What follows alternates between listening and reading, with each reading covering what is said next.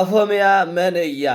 ስለዚህ ኩላትክን በተለይ ደቃ አንስትዮ አፎሚያ በሃይማኖት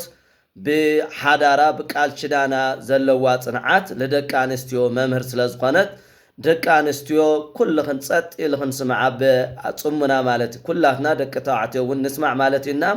ንኩል ህዝበ ክርስቲያን ውን ሸርበልዎ ስለዚህ ቅድስት አፎሚያ 12 ሚካኤል ሰነ እትኽበር ቅድስት እያ ስለዚህ ቅድስት አፎሚያ ናይ ቅድስት አፎሚያ ህይወት ታሪክ እናገር ከለና ሰብአያ አስተራኒቆስ ይባሃል ወለዳ ድማ እግዚአብሔር ዝፈርሑ ብጣዕሚ ጽቡቃት ሰባት እዮም ነይሮም ናይ ጎይታና መድሓና ኢየሱስ ክርስቶስ ናይ ድንግል ማርያምን ናይ ሚካኤል በዓል ይዝክሩ ይምጽውቱ ነይሮም ሰብአያ ምስ ሞተ ግን ብጾም ብጸሎት ተወስና ትቅመጥ ነበረት ሰይጣን ግን ሞኖክሴ መሲሉ እተም ካልኦት መልእክተኛታት ድማ ሞኖኮሳት አምሲሉ መጽኡ ኣብ ደገ ኮይኑ አጸውዓ አፎሚያ ድማ ኣብ ገዛ አቲኹም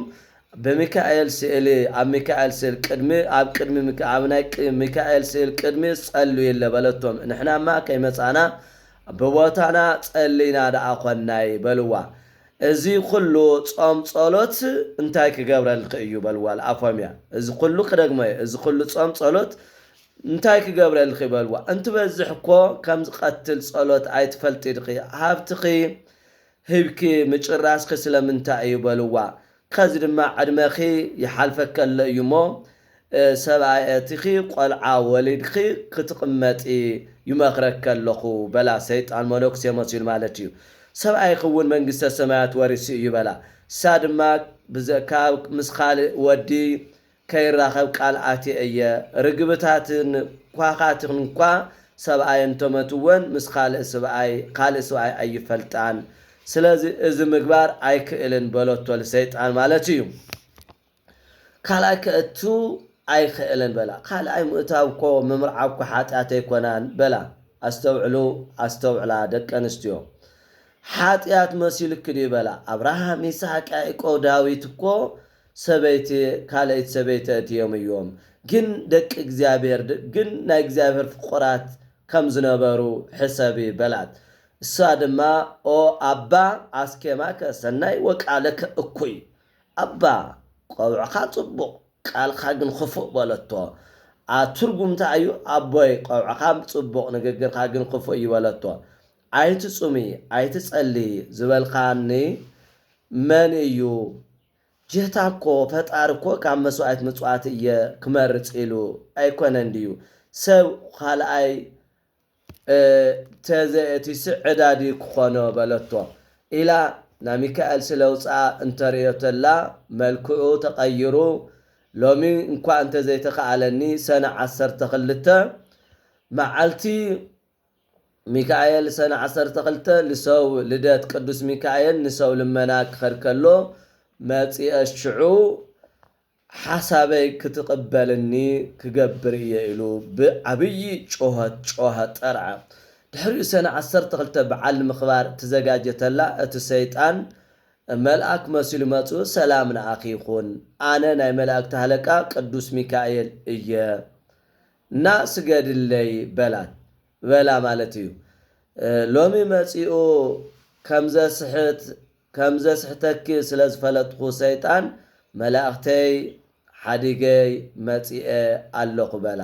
ሳድማ ሚካኤል እንድሕር ኮይንኻሲ በለቶ ኣብ ዘንግኻ ንምንታይ ትምህርተ መስቀል ዘይብሉ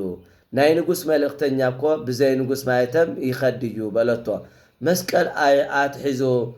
መስኣል ልማድ እዩምበር በለቶ አይ እንሕናሲ ኣይንሕዝን በላ ሰይጣን መልአክ ድሕር ኮይንኻስ ትጽንሐኒ ናይ ሚካኤል ስእሊ ከም ጽእላ ዘወር ክብልተላ መልክዑ ቀይሩ ጸልማት ዝመልኦ ተራራ ከረን መሲሉ ዘሊሉ ሓነቃ ወዲያውን ቅዱስ ሚካኤል ከመቅጽበት ዓይን ፈጢኑ በጺሑ በትምህርተ መስቀል ወቂዑ ኣብ ልዕል መሬት ደብረዩ ወልት ሰይጣን ማለት እዩ ድሕሪኡ ሰይጣን ከም ዘለ ብዘይ ግዜ ከይተጥፍአኒ ካብ ሎሚ ጀሚሩ ስምኻ ኣብ ዝጽውዐሉ ስእልኻ ኣብ ዘለዎ ኣይመጽእን ናብቲ ስምኻ ዝዝከሮ ስእልኻ ኣብ ዘለዎ ቦታ ኣይመጽእን በለ ሰይጣን ቅዱስ ሚካኤል ኣሕፍሩ ኣዋርዱ ለቀቆ ኣፎምያ ድማ ጾምኺ ጸሎትኺ ምጽዋትኺ ቅድሚ እግዚአብሔር በጽሕ እዩ ዕረፍትኺ ሎሚ እዩ ኢሉ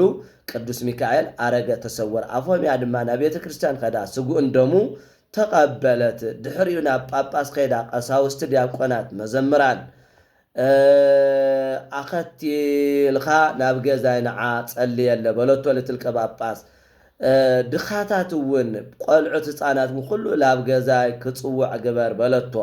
ኣዘዘ ጳጳሱ ኣገልገልቱን ኣኸቲሉ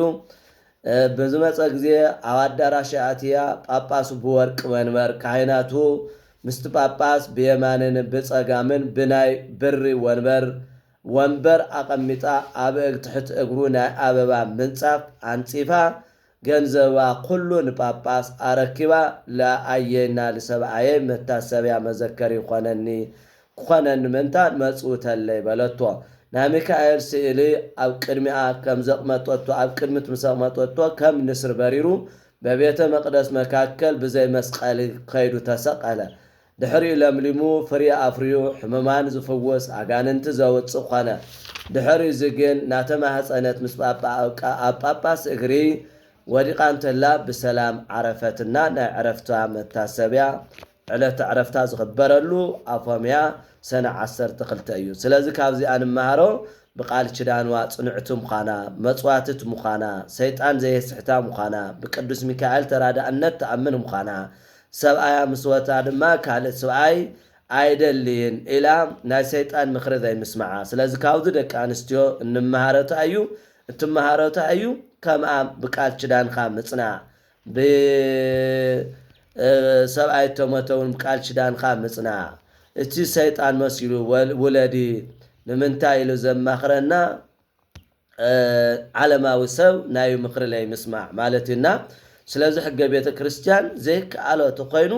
ቆሪቡ እንደገና ከእቱ ይፈቅድ ይፍታ ነገር ግን እዚኣ ጽንዕት ይኽእል የበለት ንሰይጣን ኣሕፈረቶ ብናይ ቅዱስ ሚካኤል ተራዳእነት ብናይ ቅዱስ ሚካኤል እምነት ማለትና ስለዚ ከም ቅድስቲ ኣፎምያ ኩላትና ክንጸንዕ ይግባእ ቅድስቲ ኣፎምያ በእውነት እግዚአብሔር ዝባረኻ